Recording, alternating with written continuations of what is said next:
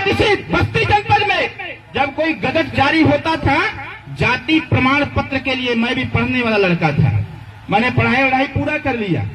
जब मैं पहली बार अपने स्कूल में गया नाम लिखवाने के लिए, हमारा स्कूल गांव के बगल का स्कूल है, प्राइमरी पाठशाला सहमलपुर वाराणसी।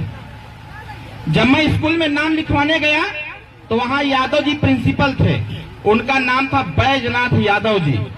मैं गया नाम लिखवाने तो उन्होंने हमसे पूछा, वहां भोजपुरी में बोले का रे तोर का नाम बा? तो हम कहने कि हमार नाम अरविंद कुमार राजभर बा। तो कहने कि राजभर कौन होला भाई? मैं बड़ा चिंतित हो गया, नाम नहीं लिखवाया, मैं घर चला आया।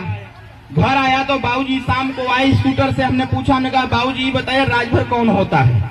तो कहने क्या बात हो गई? हमके बात ये हो गई कि आप कहे थे कि जाके एडमिशन करा लो, पढ़ाई लिखाई करो। हम गए थे एडमिशन कराने तो हमसे बैजनाथ यादव जी ने ये पूछा कि तोर का नाम हो?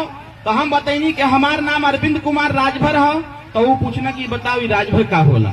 तो हम उनसे पूछे बैजनाथ यादव जी से कि ई बतावा बनवासी के जानल? तो कहना हाँ जानीला। यादव जी के जानल? तो हम खुद ही हिला। हम की चौहान जी के जानल? कहे जानत हिला। प्रजापति के तो जानत हिला, निषाद जी के तो जानत हिला। हम कहना एडमिशन करावे काल आई, काल बताई कि राजभर का होला।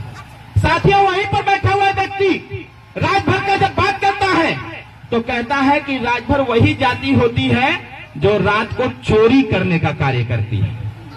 यहाँ तमाम वरिष्ठ लोग बैठे हैं, यहाँ तमाम वरिष्ठ लोग बैठे हैं। आज इस चीज को मैं सिद्ध कर रहा हूँ कि आज के 20 साल पहले इसी बस्ती जनपद में कहीं भी कोई चोरी होता था, लुटैती होता था, डकैती होता था, हत्या होता था, करने वाला कोई और होता था, लेकिन हरैया थाने के इंस्पेक्टर गाड़ी लेकर के राजभर बस्ती में आते थे, 5 लोगों को लाद करके थाने ले जाके 20 लाख मारते थे और मार के जेल भेज दिया करते थे। जानते हैं क्यों चोर कहा जाता था आपको? जब इस देश में 585 राजा थे और 585 राजा में अकेले 165 राजा राजभर समाज के लोग हुआ करते थे।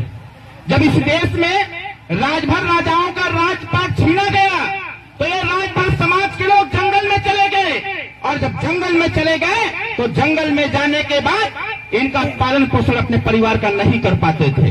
जो हमने पढ़ा है किताबों में, उस समय एक राज्य से दूसरे राज्य का जो भी सामान जाता था वो सामान या तो जंगल के रास्ते से जाता था या तो नदी के रास्ते से जाता था। जो भी सामान जंगल के रास्ते से जाता था वही राजभर समाज जो उस समय राजा हुआ करता था उस जंगल में उसकी छिनैती कर लेता था, उसको लूट लेता था अपने बच्चों के पालन पोषण के लिए, अपने परिवार के पालन पोषण के लिए। इसलिए डॉक्टर भीमराव अम्बेडकर साहब को भी